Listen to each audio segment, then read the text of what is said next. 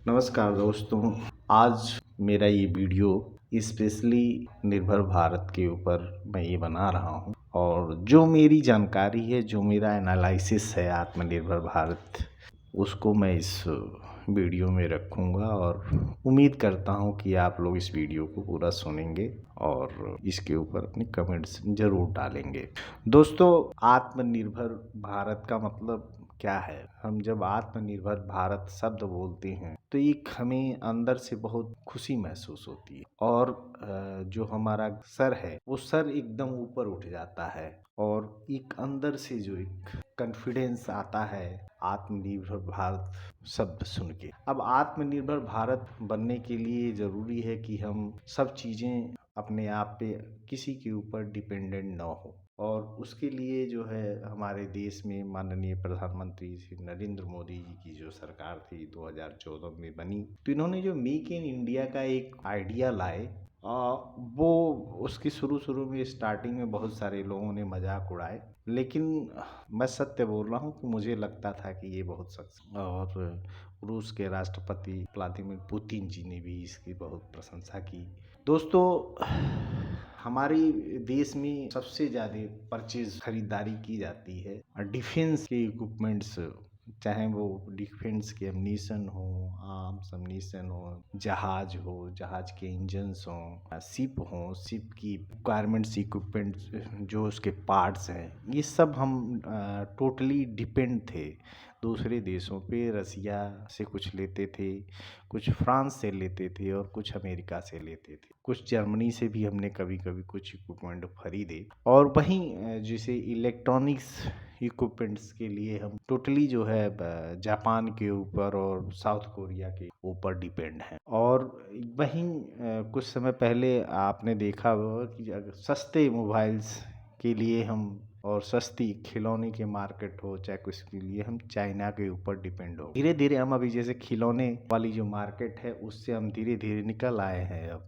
China के चंगुल से। दोस्तों, तो फिर अब जैसे डिफेंस में बहुत सारी चीज़ें आए दिन जो है, जो जैसे नेवी की जो है 66 शिप्स जो है डिमांड है और 66 में से 64 से इंडियंस कंपनियां बना रही हैं। अब ये सोचिए दोस्तों कि अगर ये 64 शिप्स इंडियन कंपनियां बना रही हैं तो ये कितनी बड़ी। अभी जैसे एक आया था कि मॉड्यूलर ब्रिज 41 सेट बनी, वो पूरी की पूरी सेट्स जो 41 सेट जो हम दूसरे देशों से खरीदते, चाहे रसिया से खरीदते और फ्रांस से खरीदते, अमेरिका से खरीदते, लेकिन वो 41 की 41 जो मॉड्यूलर ब्रिज है वो पूरा हमारा भारत बनाएगा। अब जब हम भारत में ये सब चीज़ बनाने लगेंगे तो हम क्या हो गए, आत्मनिर्भर हो गए। हम किसी के ऊपर डिपेंड नहीं है। अगर लड़ाई होती है, युद्ध होता है और अचानक हमको आर्म्स एम्यूनिशन चाहिए तो हम किसी के ऊपर डिपेंड नहीं होंगे, क्योंकि हम खुद बना रहे हैं और हमें किसी के ऊपर, किसी के तरफ देखने की ज़रूरत नहीं है। उसी तरीके से इस प्रकार से हम कोविड के टाइम्स हमारे पास दवा थी, उस योग्य थे, हमने दवा बनाई और हमने दवा सबको, तो हम इंडिपेंडेंट हो रहे हैं, आत्मनिर्भर हो रहे हैं। आज ये मैं एनालिसिस कर रहा हूँ क्योंकि कल प्रधानमंत्री श्री नरेंद्र मोदी जी ने जो है झारखंड के धनबाद में सिंदुरिया उर्वरक संयंत्र है, उसका रिकंस्ट्रक्शन हुआ और रिकंस्ट्रक्शन के बाद उसका राष्ट्र को समर्पित किया उन्होंने। और उस समर्पित करते समय जो उन्होंने संबोधन में अपने बात कही, उसमें उन्होंने गोरखपुर के उर्वरक संयंत्र की बात की थी।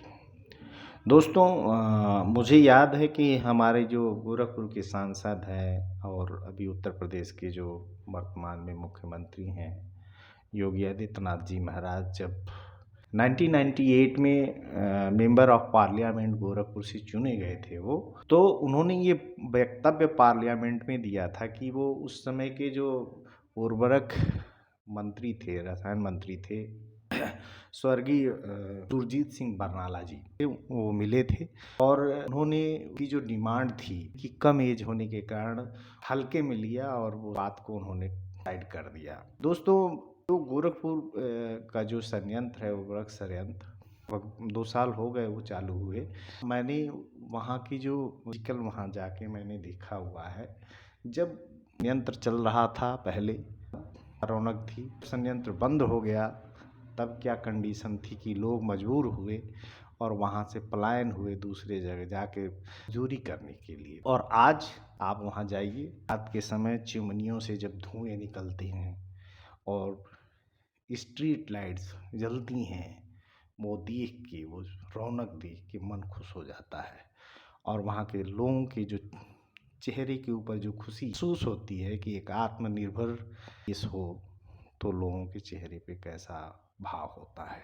दोस्तों, एक बात थी, भी मेरे मन में आया कि जिस प्रकार से प्रधानमंत्री श्री नरेंद्र मोदी जी ने बताया कि जब 2014 में जो हमारी कंजम्पशन थी यूरिया की, उर्वरक की, वो 360 लाख टन की थी और हमारे देश में जो उत्पादन था वो 235 लाख टन ही था। दोनों के बीच में 360 और 235 के बीच में लगभग 135 लाख टन यूरिया की कमी थी। यूरिया की कमी क्यों थी? और इसके लिए मैं आज उन सरकारों से पूछूंगा।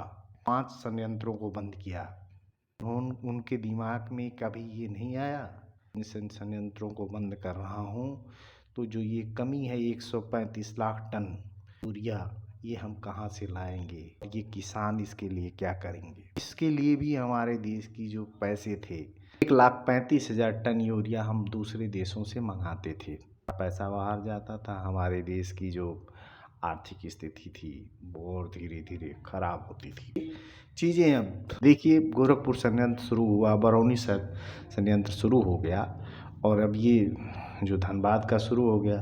लेकिन गोरखपुर और बरौनी के 2 संयंत्र शुरू हो जाने से जो हमारी जो 2,35,000 लाख टन की जो प्रोडक्शन थी हमारी, वो बढ़ करके जो है 310 लाख टन हो गई। अभी हम सिर्फ 40 लाख टन में रह गए हैं। वो भी अब ये तीसरा शुरू हो गया, वो में कोई महामारी नहीं, देश में खुशहाली रहेगी, हम आत्मनिर्भर हैं। हमारा ना है कि आत्मनिर्भर भारत के लिए मेक इन इंडिया बहुत बड़ी पहल है और बहुत अच्छी पहल है और जो बहुत सक्सेस हो रही है, तो जो बहुत बड़ा हो जाएगा। इसलिए इस वीडियो को अब यहीं समाप्त कर रहा हूँ। आशा करता हूँ कि आप लोग इस लाइक करेंगे, शेयर करेंगे और मेरे चैनल को सब्सक्राइब करेंगे और मैं इसी तरीके से और सारी बातों पे एनालिसिस करूँगा।